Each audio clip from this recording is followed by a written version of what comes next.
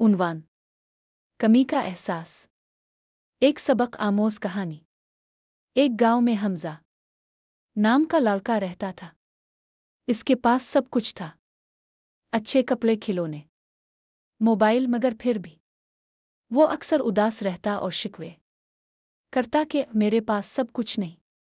एक दिन इसके वालिद इसे अस्पताल ले गए।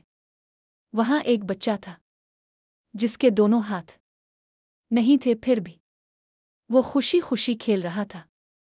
हमजा ने हैरत से पूछा, ये बच्चा कैसे खुश है जबकि इसके तो हाथ ही नहीं?